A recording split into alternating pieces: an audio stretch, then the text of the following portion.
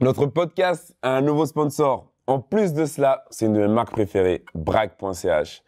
Un magasin en ligne avec plus de 200 000 produits. Et honnêtement, j'ai testé personnellement et c'est vachement pratique. BRACK.ch. Allez checker. Alors c'est là que commence la première partie de cette opposition avec la vie que j'avais avant. Je suis plus dans ma bulle dorée. Ouais. J'arrive et là je me rends compte réellement de ce que c'est.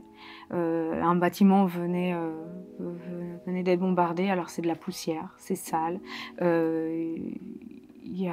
le chaos. Je suis Yohan Giroud. Bienvenue sur le podcast Face au miroir. Ce podcast a été réalisé en coproduction avec Blick. Imaginez-vous être au bord de la plage, sous le soleil, en vacances. Et du jour au lendemain, vous retrouvez sous une pluie de bombardements. Myriam est aujourd'hui avec nous pour nous raconter son expérience traumatisante. Alors, pour ceux qui viennent de rejoindre notre belle communauté, j'aimerais vous informer que ce podcast est disponible en vidéo et en audio sur YouTube, Spotify, Apple Podcasts, Instagram et TikTok. Abonnez-vous, lâchez un max de likes, comme ça, des gens comme vous pourront aussi nous retrouver. Merci bien. Bonjour Myriam. Bonjour. Comment vas-tu? Ça va, merci. En forme? Ouais. Un grand plaisir de te recevoir aujourd'hui pour parler d'une histoire un peu particulière qui t'est arrivée il y a quelques années en arrière. Tout d'abord, j'aimerais te demander comment vas-tu? Ton actualité du moment, qu'est-ce que tu fais?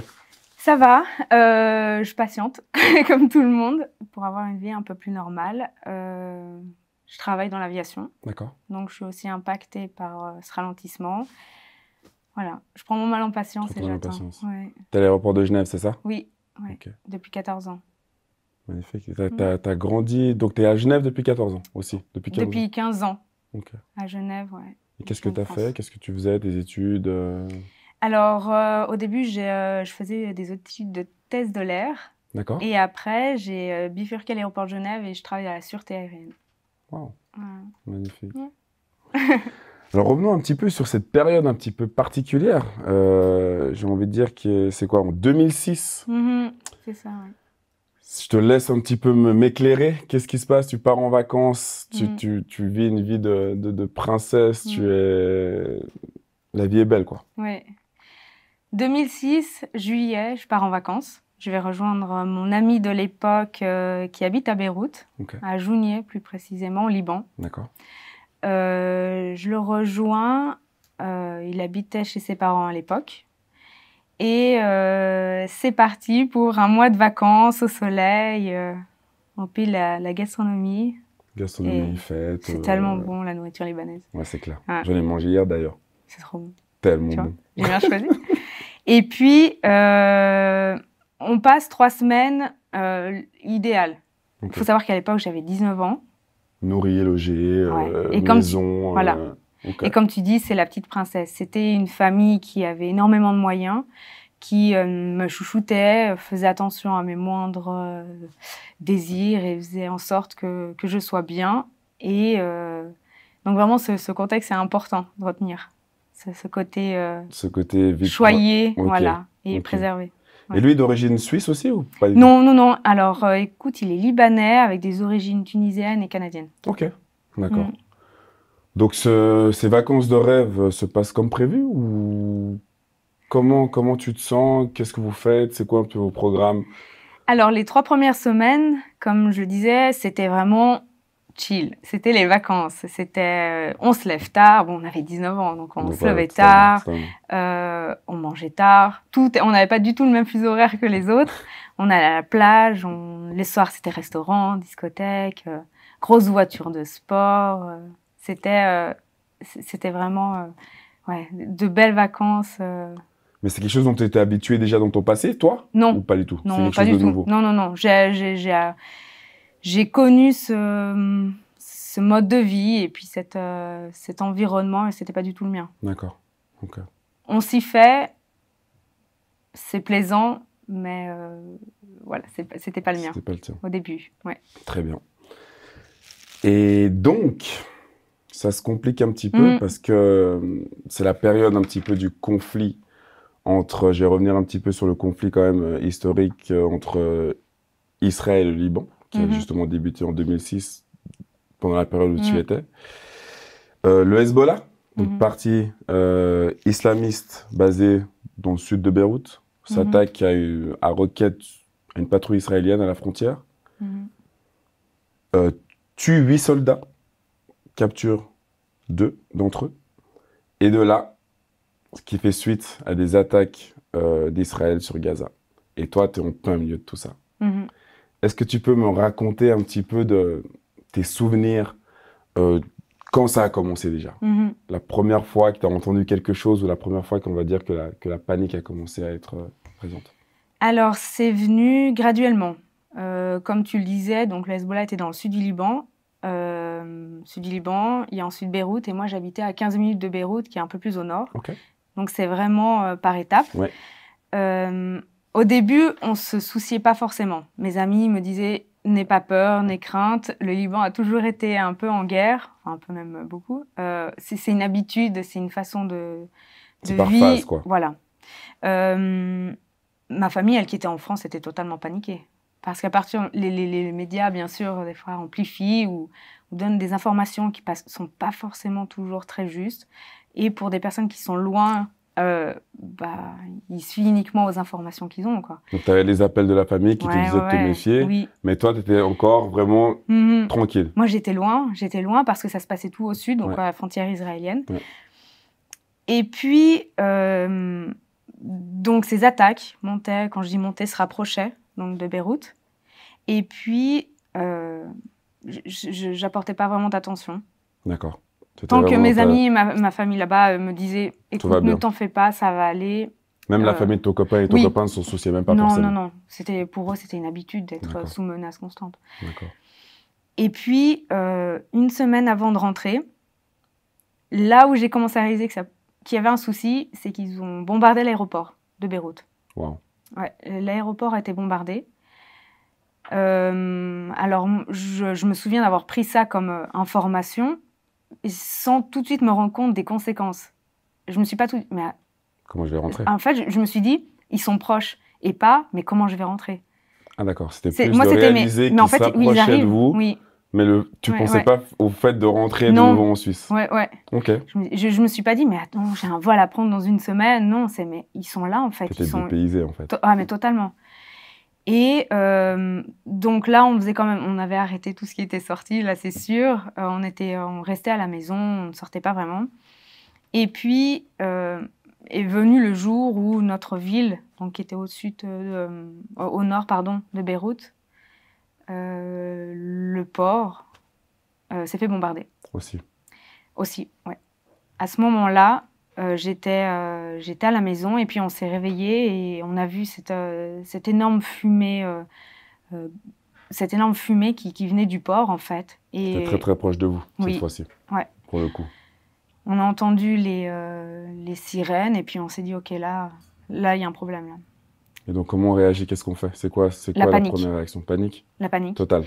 Parce que on ne sait pas où aller, on ne sait pas où se réfugier. La maman de mon amie qui avait la responsabilité de notre bien-être, de notre sécurité, elle ne savait pas du tout ce qu'il fallait faire. Elle avait donc mon amie, sa sœur et moi sous sa responsabilité. Et elle avait vraiment peur. Elle disait, s'il vous plaît, vous ne sortez pas de la maison, vous ne bougez pas. Et puis, donc c'était comme ça pendant quelques jours où on ne sortait absolument pas. Rien à faire. Mais là, alors comment on fait? Comme l'aéroport a été bombardé, on se dit quand même qu'il faut partir. Ouais. Donc, qu'est-ce qui se passe? Qui part en premier? Qui prend le devant pour se dire, OK, on essaie de faire quelque chose pour partir? Surtout que toi, y a ta famille qui s'inquiète. Ouais. Comment ça se passe? Là, c'était vraiment, il faut partir, mais pas parce que les vacances sont finies. C'est parce qu'il y a un danger imminent, il faut qu'on s'en aille. Et c'est la maman, en fait, de mon amie qui m'a dit, écoute, tu contactes ton ambassade, on va faire la même chose de notre côté, il faut qu'on s'en aille. D'accord. Et eux, comme je disais tout à l'heure, qu'il y avait des origines, les papiers canadiennes et puis tunisiennes, ils ont pu, avec l'ambassade canadienne, entrer en contact avec eux. Moi, c'était un peu plus laborieux. Mais eux, on peut partir donc assez facilement? Ou pas? Alors, du coup, plus facilement que moi, mais ça ne s'est pas forcément bien passé pour eux. ils ont pu rejoindre l'ambassade canadienne, mais c'était trop grave, en fait, à leur arrivée, ce qui se passait, ce qu'ils ont vu. Les gens autour d'eux, que ce soit des gens blessés, les gens criaient. C'était trop dur psychologiquement à supporter. D'accord. Et la maman a dit, je peux pas, je refuse que mes enfants vivent ça. Je peux pas les laisser dans cette, dans cette catastrophe. Ouais. Catastrophique. Ouais. Et moi, de mon côté, alors, on est partis à peu près en même temps de Jounieh. Mais il n'y avait pas moyen de partir ensemble, par exemple? De se dire, OK, de partir aussi au Canada avec eux, comme ça tout le monde est en sécurité, on est sûr que tout le monde arrive à bon port. Non, on ne pouvait pas. On ne pouvait pas, hein. C'était pas une possibilité. C'est le passeport. Qui faisait... Ouais, c'est le passeport et la nationalité qui fait foi. OK. Donc moi, c'était des longues heures d'attente avec l'eau-parleur et la sonnerie qui tourne, parce que bon, faut imaginer qu'il y avait tellement de gens qui avaient besoin d'aide de partir. Nationalité française, hein, juste pour la parenthèse. Oui, c'est ça. Okay. Et pour aussi expliquer la situation, donc Israël contrôlait tous les abords maritimes du Liban. Donc pas tous les bateaux pouvaient approcher. Uniquement les bateaux qui pouvaient servir au pays pour rapatrier leurs ressortissants. Oui. Les terres aussi étaient bombardées. Du coup, partir par voiture, c'était pas aisé, on pouvait pas. Ou alors, fallait payer cher. Il fallait payer quelqu'un. Et moi, j'ai réussi à joindre mon ambassade. Et ils m'ont dit, ben voilà, alors ils m'ont donné une liste de 5 points de ralliement. Et ils m'ont dit, tu vas dans un de ces 5 endroits. Et ne t'en fais pas, il va y avoir d'autres Français avec toi. Il faut savoir donc que j'avais 19 ans, j'étais majeure. J'étais pas du tout blessée, il n'y avait aucune urgence. Donc j'étais loin d'être la prioritaire à être rapatriée. D'accord. Et mais ça, ils te le font savoir aussi, au téléphone? Oui, ils me le disent clairement. C'était, je pense, peut-être selon un classement à faire. Ok. Est-ce que vous êtes blessé? Est-ce que vous êtes seul? C'est ok, bon, bah alors allez dans ces endroits et puis vous attendez qu'on vous appelle. D'accord. Donc je choisis un endroit parmi cette liste, mais totalement au hasard. Enfin, je sais pas. Je sais même plus pourquoi. C'est au feeling. Totalement. Okay. Ouais. Et l'endroit que j'ai choisi, était situé à Beyrouth, dans le centre de Beyrouth. Ouais. De nouveau, je pouvais pas y accéder aussi facilement parce que il y avait des bombardements. Okay. Alors c'était la famille de mon ami qui a payé un taxi, qui a accepté sous contrepartie financière de m'amener là-bas dans une zone. Donc toi, quand tu traverses Beyrouth en voiture, tu vois ou tu entends ce qui se passe. Donc là, c'est vraiment, tu es à l'extérieur, dans le pays. Donc tu peux vraiment vivre ce qui se passe. Les bombardements, les avions, on va dire tout ce qui est cassé et ruiné par les bombardements. Tu vois tout ça de tes propres yeux. Oui. Alors c'est là que commence la première partie de cette opposition avec la vie que j'avais avant. Je suis plus dans ma bulle dorée. Ouais. J'arrive et là, je me rends compte réellement de ce que c'est.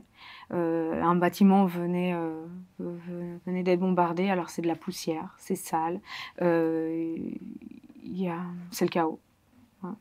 Le taxi, j'ai compris pourquoi est-ce qu'il ne voulait pas aller là-bas et il a été aussi courageux de m'amener. Il y avait encore quand même des gens qui travaillaient, quoi. Il y avait des gens dans les rues,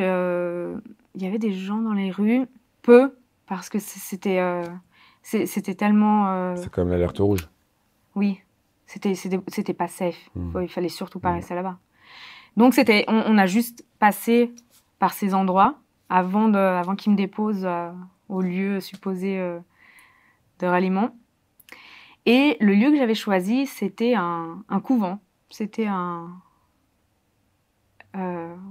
Alors, il y avait une partie d'école pendant l'année, mais c'était donc géré par des religieuses.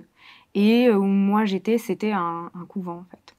D'accord. Ouais. Mais donc ce point-là était sur la liste. Sur la liste de l'ambassade. Mais toi, quand tu y vas, tu t'attends à être aidé peut-être pour être répatrié et non pas arriver dans un couvent. Alors moi je suis arrivée, donc il faut imaginer la petite fille, 19 ans, toute propre, avec ses petits talons, son valise, et devant un énorme portail, devant un couvent. Ces couvents comme on a l'habitude de voir, tout en pierre, très impressionnant. Tout à fait. Et là, donc c'est le gardien qui m'ouvre. ils se demandent pourquoi je suis là, mais enfin, vraiment, elle n'a rien à voir, cette personne-là, et l'ambiance autour, l'environnement n'avait rien à faire à cet endroit-là. Et il me dit, mais rentrez. Là, la mère supérieure vient, et elle me dit, mais qu'est-ce que vous faites là? Et je lui dis, bah, écoutez, c'était un des points de ralliement qu'on m'a proposé, et j'ai choisi de venir là. Elle me dit, mais il n'y a personne ici. Il n'y a personne. Il n'y a pas de français. Pas de français. Il n'y a rien.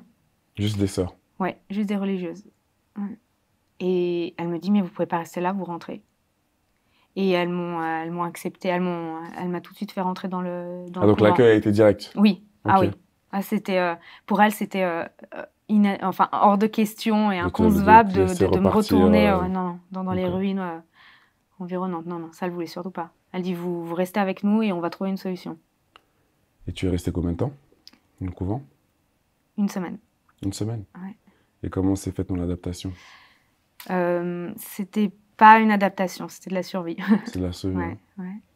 Alors en fait, j'avais pas de chambre parce que je suis arrivée comme un cheveu sur la soupe, j'avais rien à faire ici. J'avais pas de chambre. Le seul endroit où on a trouvé pour pouvoir m'installer, donc j'étais sur un lit de camp et j'étais en fait dans les cuisines, dans le réfectoire. Okay. Alors il fallait descendre, il faut s'imaginer un couvent, une énorme bâtisse, tout en pierre. Ouais. L'été c'est bien, ça garde la fraîcheur, mais pour le coup, moi ça m'a aussi protégée. C'est des énormes murs qui faisaient peut-être 2 mètres d'épaisseur, tout en pierre. Ouais. Et donc il faut s'imaginer que j'avais un lit de camp, ma valise posée, j'avais juste une couette. Et autour de moi, ces énormes voûtes, tout en pierre, la table où toutes les religieuses mangeaient, les frigos, et voilà, les casseroles. Et tu partageais un petit peu de temps avec elle quand même au niveau des dîners, ou tu étais souvent retrouvée toute seule? Non, souvent toute seule? J'étais tout le temps avec elle. Tout le temps avec elle? Justement, elle ne voulait pas me laisser seule. Ouais, c'est bien. Parce qu'elle aussi était coincée, en fait, elle ne pouvait pas sortir non plus. Ouais. Ça, c'était une règle que la mère supérieure m'a toujours dit en arrivant, c'est surtout, tu ne sors pas. Jamais, tu ne te montres pas. Parce que même si c'était un conflit entre 2 pays, 2 religions, et que j'étais dans un couvent chrétien, catholique, on restait des cibles potentielles. Donc il fallait surtout pas... En fait, je n'ai pas pu sortir pendant 1 semaine du bâtiment même. D'accord. Sauf une fois. Sauf une fois où je n'ai pas respecté parce que Pourquoi? Je craquais. J'en avais tellement marre. Et t'es sortie? Je respirais pas. J'étais enfermée. T'étais vraiment dans la cave, en fait. Ouais, voilà. C'était ça.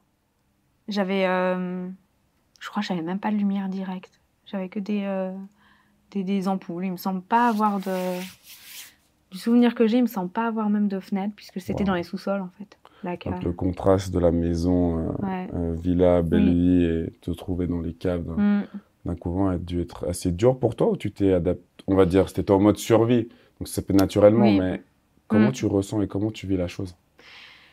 Alors, je me suis dit, écoute, sois patiente. Quand je dis ils savent, c'est l'ambassade. Savent où t'es. Tu dois attendre ton tour. T'attends. Mais il faut s'imaginer que il y a une menace constante. Constante. C'est les avions. Les avions tournent. Le bruit, il est assourdissant. C'était pour moi une torture psychologique. Et tu l'entends ça depuis le couvent? Ah ouais, bien sûr. Ah oui? Ah ouais, même dans les sous-sols, j'entends les avions qui tournent. Ah ouais. Tous ces bruits-là. Même la nuit, tu les entends. Alors la nuit, j'étais assise sur mon lit de camp et j'attendais. On arrive à dormir quand même? Non. Non, parce qu'en fait, les avions que tu entends lâchent des bombes. Et les bombes, peut-être qu'elle va te tomber dessus ou ça va être chez les voisins. Mais non, en fait, je dormais pas. Une fois, je mangeais avec les sœurs et puis une bombe venait d'exploser et j'ai sursauté, j'ai tout fait tomber. Et elle me dit, t'en fais pas, ça va aller. Elles étaient tellement... Ouais, c'est vraiment très très calme, lucide. Ouais. Mais c'était une torture psychologique. Wow. De dire, voilà, il y a les bombes qui tombent, mais tu ne sais pas si elle va tomber sur toi. T'attends juste. Et est-ce qu'on crée des liens plus facilement dans ce genre de situation? Est-ce qu'on est plus vulnérable du sens à justement à s'ouvrir et à partager avec justement ces religieuses qui sont un petit peu, on va dire, notre épaule sur qui se reposer dans des moments compliqués? Ou on est renfermé sur soi-même plutôt? Moi, j'étais un peu plus renfermée et du coup, je pense qu'elles ont compris ça. Ouais. Et elles passaient beaucoup de temps à m'expliquer en fait l'historique du pays, les anciennes guerres et pourquoi est-ce que elles arrivaient à avoir ce détachement-là. Ok, intéressant. Elle me disait, tu sais, le Liban a toujours été malgré lui en guerre. Nous, on est là, on a appris à vivre comme ça. On s'était habitué. Ouais. Sauf que moi, je connaissais pas. Puis c'est pas humain de vivre ça. Totalement. Ouais. Totalement. Mais non, elles ont été patientes. Et puis quand je disais justement, sauf une fois où je suis partie, il y a une des sœurs qui s'appelait Sœur Jeanne d'Arc avec qui j'étais tout le temps parce qu'elle était vraiment adorable. Et puis on a eu un bon contact toutes les deux. Okay. Et elle m'a dit, on va faire une bêtise, on sort. Et je lui dis, mais je dis, mais non, on va avoir des problèmes. Okay. Elle dit, c'est pas grave, on sera les deux à avoir des problèmes. Ça, j'ai trouvé drôle. Et on est sortis et en fait, elles avaient un magnifique potager, et puis des arbres fruitiers. Et là, j'ai pu respirer. D'accord. Parce que de nouveau, j'étais totalement enfermée pendant une semaine. Confiné. Là, je respirais, je touchais ce que c'était qu'une plante, je sentais un fruit. Wow. Je voyais la terre. Voilà. J'ai découvert...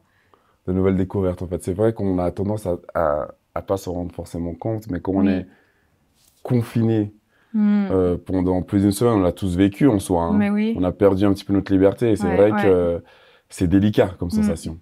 On redécouvre tout. On redécouvre tout, ouais. Et c'était notamment pendant cette petite échappée où j'ai trouvé par terre, en fait, j'ai découvert le sol qui était rempli de tracts qui avaient été lâchés par les avions israéliens. D'accord. Et qui présentait donc le chef du Hezbollah comme une menace et qui était présente à Beyrouth. Voilà, c'était, tu veux nous montrer à quoi ça ressemble? Oui. Elle peut nous montrer devant la caméra ou... Je l'ai ramassé sur le moment et je l'ai gardé depuis toutes ces années. Hop.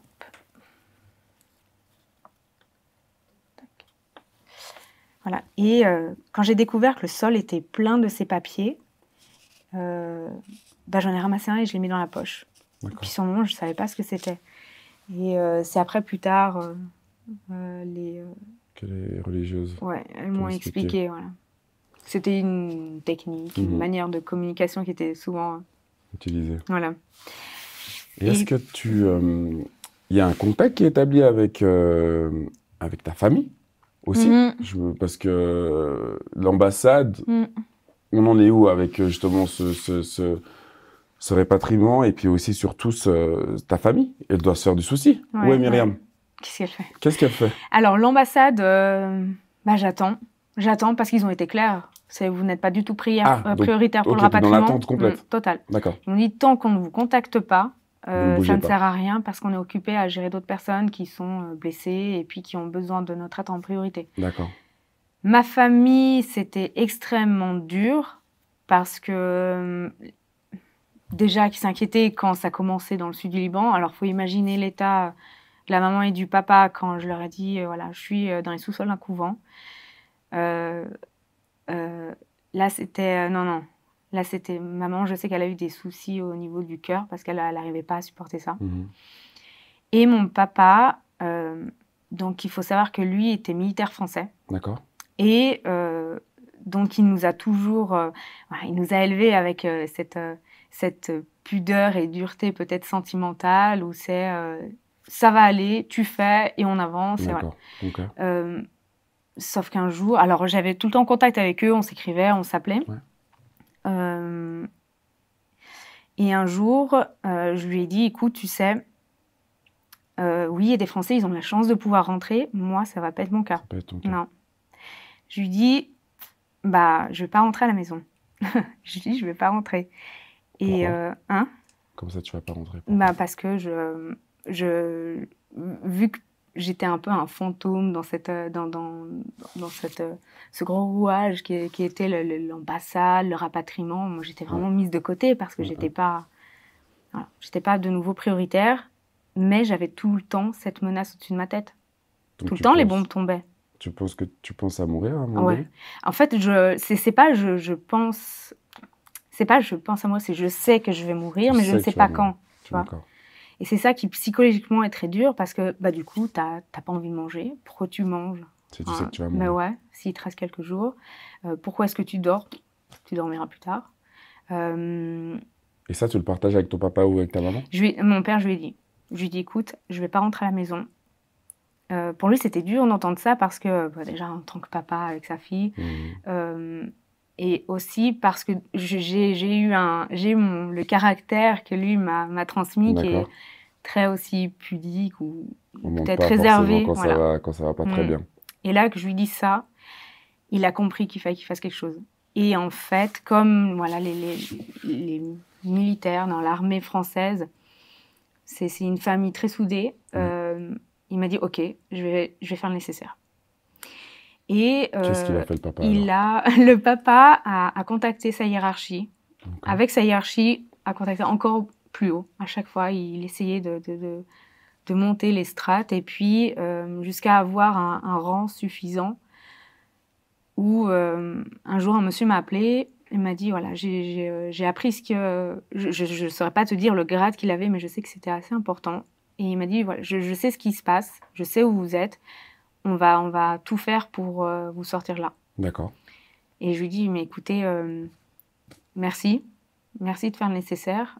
Par contre, je ne sais pas dans quel état vous allez me trouver, si je serai toujours vivante ou pas. Donc je lui dis, faites vite, parce que je ne sais pas en fait dans combien de temps encore je vais pouvoir vivre. Donc là, on a quand même un petit peu une bouffée d'espoir quand même. On se ressent vivre ou même pas? Ou c'est plus un truc où tu te dis, de toute façon, ça va pas se faire? Moi, j'avais l'impression que c'était un pansement. C'était un pansement parce que je me disais, mais je suis rien, en fait. Je suis rien. Pourquoi est-ce qu'ils vont s'attarder à moi, même si mon papa était dans l'armée? Pourquoi est-ce qu'ils vont s'attarder à moi plutôt qu'à d'autres personnes qui ont besoin d'aide? Qui sont blessées, qui ont besoin d'aide. Les places étaient comptées, c'était hyper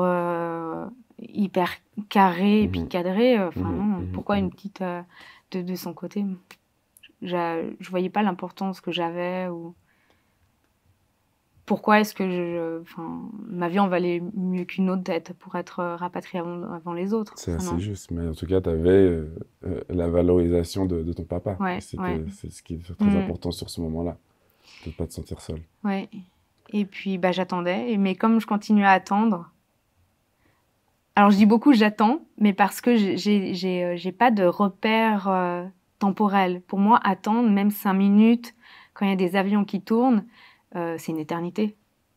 Mais quand je disais j'ai attendu juste 1 jour et demi avant qu'on m'appelle réellement. D'accord. Et donc, qu'est-ce que tu dois faire après, quand on t'appelle? Alors, après le premier appel, donc j'ai attendu. Et donc, 1 jour et demi après, un autre monsieur de l'armée française m'appelle et me dit, dans 1 heure et demie, vous devez vous retrouver à tel endroit parce qu'on vous rapatrie aujourd'hui. Donc, tu as 1 heure et demie. J'ai 1 heure et demie top chrono pour prendre toutes mes affaires. Je courais dans le couvent, j'appelais la mère supérieure parce qu'il fallait absolument pas que je loupe ce bateau. Voilà. C'était tellement drôle, tout le monde qui courait. Il y a le monsieur, l'intendant, le gardien, qui prenait ma valise, les bonnes sœurs qui m'aidaient à prendre tout le reste de mes affaires. On a tout mis dans la voiture, puis de nouveau, voiture traversée pour aller jusqu'au point créé par l'ambassade. Ouais. C'est assez fou, essayer d'imaginer en train de te voir courir, de prendre tes affaires. C'est assez incroyable quand même. Et surtout de te dire que, bon, là, tu y crois quand même un peu plus cette fois-ci. Là, je me dis, il y a quelque chose qui se passe. Ouais. Là, je respire un peu. Et je me dis, mais là, je commence à croire que je vais pouvoir retrouver mon pays. Ouais. Et donc, ce point? Alors, j'arrive au point de ralliement. Je me souviens plus vraiment, mais il me semble que c'était au bord de la mer.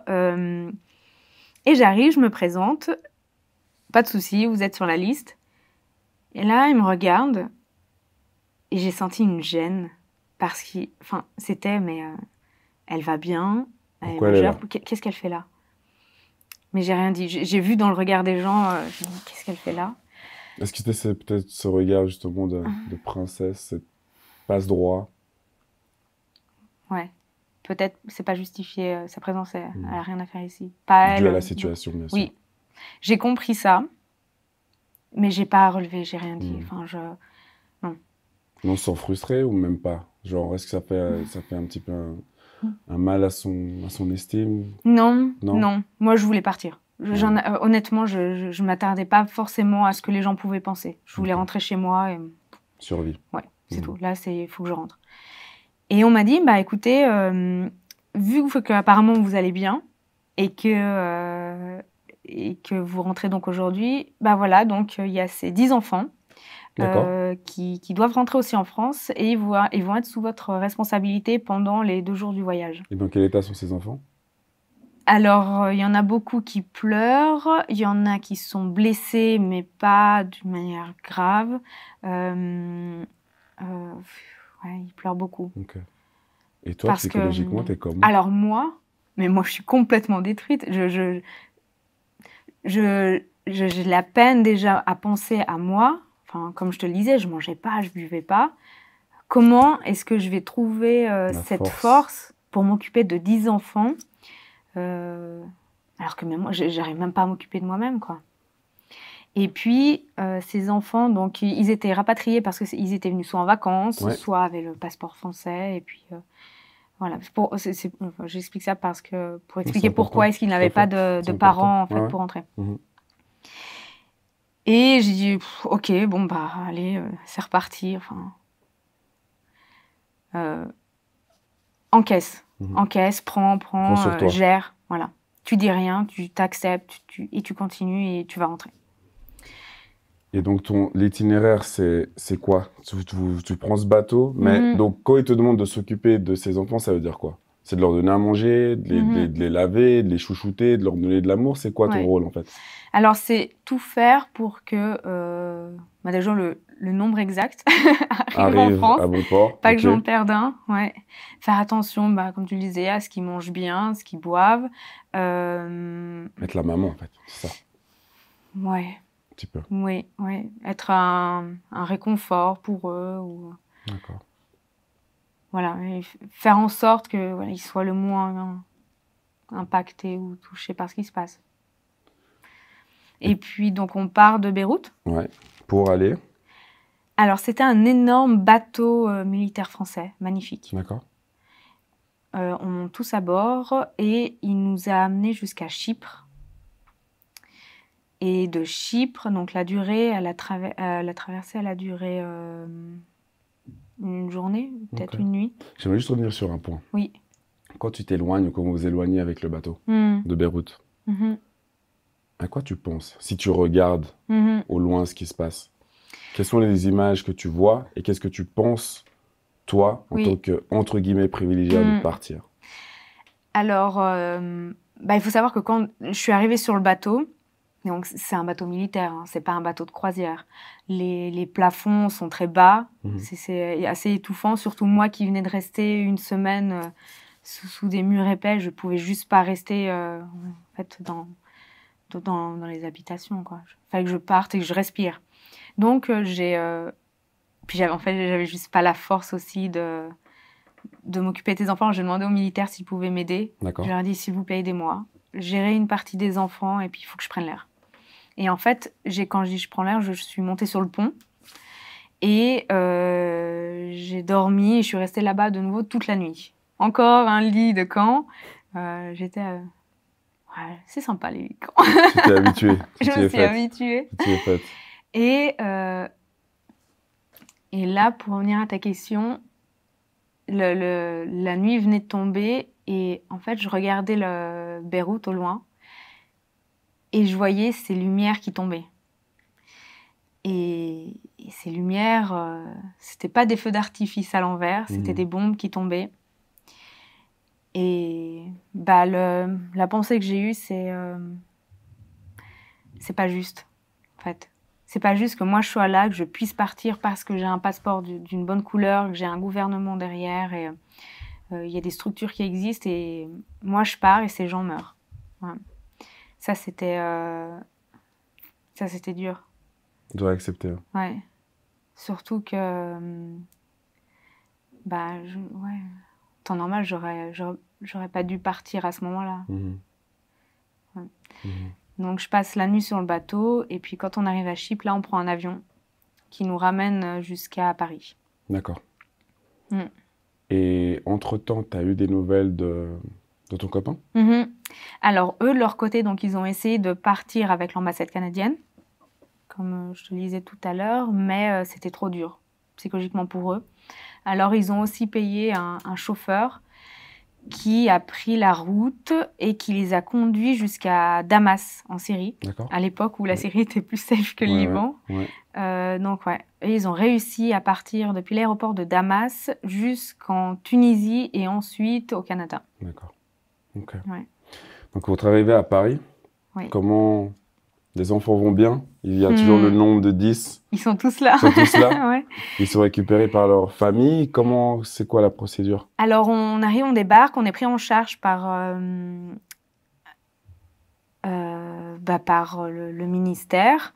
Et ils me disent, c'est tout bon, on s'en occupe. D'accord. Moi, je lui sors de question. Ah bon? Ouais, non, moi, je voulais pas. C'était mes enfants que j'ai pris soin pendant 2 jours. C'était ta mission? Non, ouais. Je vais jusqu'au bout. Je dois les ramener jusqu'à leurs parents. Je veux voir les parents de chacun d'eux. Wow. Et en fait, ils m'ont dit, non, c'est bon. Allez voir votre famille. Je pense que vous avez assez besoin aussi.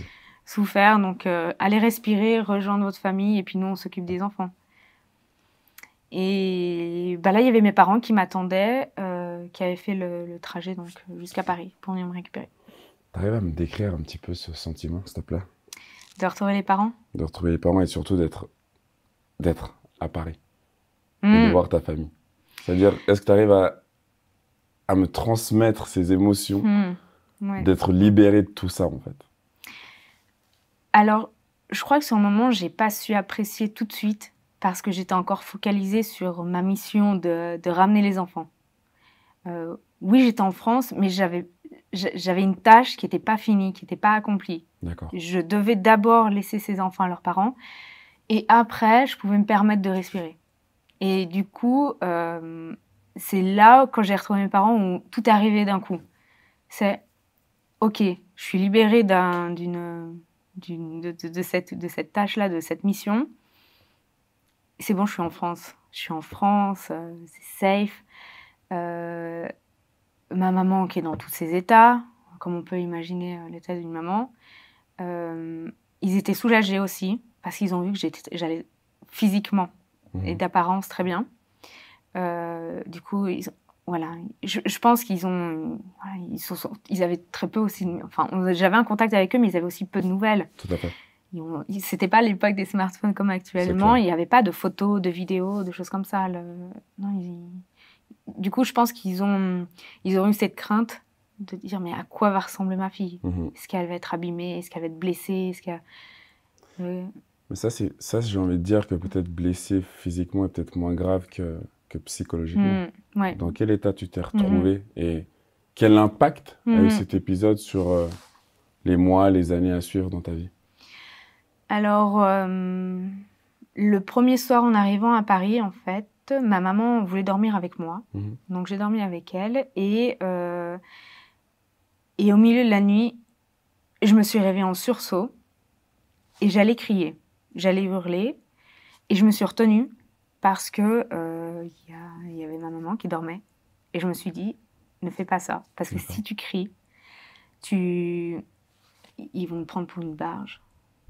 Ils vont t'emmener dans un centre, ils vont te faire suivre par un professionnel. Et là, j'ai dit, ne dis rien, garde ça pour toi. Et là, c'est ce côté de pudeur, justement, inculqué par le papa qui ne voulait pas forcément montrer cette vulnérabilité, alors que tu aurais pu et tu aurais même peut-être dû crier. Parce que tu venais de vivre un cauchemar, quand même. Ouais. Peut-être c'est vrai, hein. Peut-être sur un moment, j'aurais dû le faire. Mais je ne l'ai pas fait parce qu'en fait, avec tout ce que je venais d'encaisser, je me suis dit, tes parents aussi ont souffert, va pas les inquiéter plus que ça. Laisse. Bon, toute cette réflexion, elle se passe en quelques secondes. Hein. Tout à fait. Ne dis rien, c'est normal. Je me suis fait un scan émotionnel, je me dis, c'est normal, ne dis rien et tu géreras ça à ta façon. Et depuis, en fait, j'ai des séquelles, c'est sûr, mais j'ai jamais eu affaire à des psychologues, des psychiatres ou non. Je pense juste le fait d'en parler, quoique des fois parler, tu sais, tant que tu y es pas, tu peux mettre des mots sur des événements, peut-être sur des émotions, mais tu n'arrives pas forcément à tout transcrire. Totalement. Ouais. Et est-ce qu'on reste choqué aussi du fait, j'ai envie de dire, choqué dans le fait que tu as vécu tout ça, ça a été un conflit entre le Liban et Israël. Est-ce qu'on garde une dent contre quelqu'un dans la vie de tous les jours, peut-être dans la suite des épisodes, peut-être pas aujourd'hui, peut-être plus aujourd'hui, mais est-ce qu'on peut avoir de la rancœur? Par exemple, tu travailles à l'aéroport. Oui. Est-ce qu'une alerte à la bombe peut te faire avoir peur? Est-ce qu'un passeport israélien posé devant toi peut te rappeler des mauvais souvenirs? Comment on gère ces moments? Alors, ouais, je suis rentrée donc en début août 2006 et en février, donc quelques mois après, je commençais mon travail à l'aéroport de Genève. Et chose qui est fréquente, c'est qu'on a souvent des alertes, des alertes. Quand on dit alerte à la bombe, ça peut être un simple bagage abandonné. Totalement. Sauf que moi qui rentre du Liban, une alerte à la bombe... Ça veut dire... Non, c'est pas possible, ça recommence. Je suis censée être dans une terre neutre et safe, mais qu'est-ce qui se passe? C'est pas possible, je vais pas revivre ça. Et en fait, non, c'était juste des histoires de bagages abandonnés. Et à ce moment-là, je me dis, mais où est-ce que je vais? Qu'est-ce que je fais? Derrière quel poteau me cacher? Quel mur est plus solide qu'un autre? Non, là, c'est pas possible, quoi. Ça, j'ai appris avec le temps que, voilà, il y a certaines menaces à prendre plus ou moins à la légère. Okay. Et puis sinon, sur le travail, donc c'est juste, hein, ce que tu dis, c'est que ce qu'il faut comprendre, c'est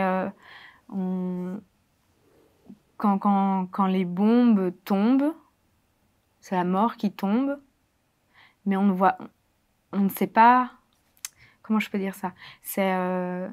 Je sais de qui ça vient, d'un État, mais je ne peux pas identifier ces personnes individuellement. Tout à fait. Et ce que j'avais peur, c'est qu'on puisse me retrouver, en fait. Et toujours dans cet état d'esprit de dire, moi, j'ai eu la chance de partir, mais pas d'autres. Et c'est un peu mince. C'est vrai, quand je voyais peut-être des passeports israéliens ou quand j'entendais parler hébreu, je me disais, mince, ils m'ont retrouvé et ils vont s'en prendre à moi, en fait. Et j'ai eu pendant des années une peur. Ça n'avait rien à voir avec une religion ou quoi. C'était juste parce que je n'arrivais pas à identifier ces personnes-là qui ont essayé de me tuer à cette époque, 6 mois juste avant. Et du coup, je me tenais à l'écart et j'ai appris à quand on aide une maman qui a son bébé parce qu'elle est surchargée et qu'on voit qu'après elle a le passeport israélien, je me dis, t'as aidé cette dame, t'es toujours en vie, tout va bien, continue. Enfin, elle t'a rien fait, tu vas très bien. Continue et puis t'étais sur la bonne voie pour être un peu plus apaisée intérieurement. Mais c'est d'éviter de généraliser, c'est souvent un problème. Hein. Mais oui, ouais, il faut pas. Avec les années, j'ai appris que c'était pas un conflit. Voilà, j'étais là, au milieu, comme plein d'autres qui ont pas. On n'a pas du tout choisi ça. Tout à fait. C'est des problèmes qui sont loin de nous et il faut pas généraliser et puis faut pas en vouloir à toute toute une population pour un certain gouvernement. C'est clair. Voilà. C'est clair. Et les religieuses, est-ce qu'on a eu des contacts avec elles par après à ton arrivée ou un échange, un remerciement? Alors, c'est vrai que je suis partie à la hâte. Moi, j'ai pu les remercier, mais je pense qu'elles ne sauront jamais à quel point. Et du coup, la sœur Jeanne d'Arc, avec qui j'avais certaines affinités, à qui on faisait des bêtises, c'était elle, entre autres, qui m'a aidée à faire ma valise. Et en fait, en arrivant en France, à Paris, j'ai trouvé un souvenir dans ma valise qu'elle avait laissé. Je l'ai gardé précieusement et c'est une photo qui représente un cèdre du Liban, qui est leur emblème, un arbre magnifique. Et je peux le montrer si tu veux. Oui, volontiers. Je l'ai là. Alors, c'est cette photo-là. Tu l'as retrouvée dans ta valise? J'ai retrouvée dans ma valise. Surprise. Ouais. Et au dos. Au dos, il y a ce petit mot-là. À montrer devant? Je remonte la photo. Parfait. Ouais, c'était.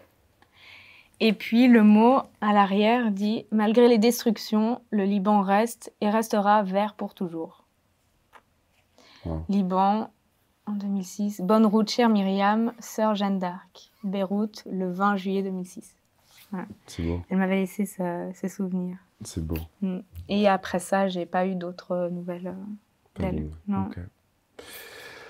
Myriam, j'ai envie de te dire merci pour ce témoignage assez incroyable. Et je vais juste encore faire un petit bilan pour que les gens se rendent compte quand même de ce que tu as vécu. C'est-à-dire que les bombardements ont duré quand même 1 mois et demi.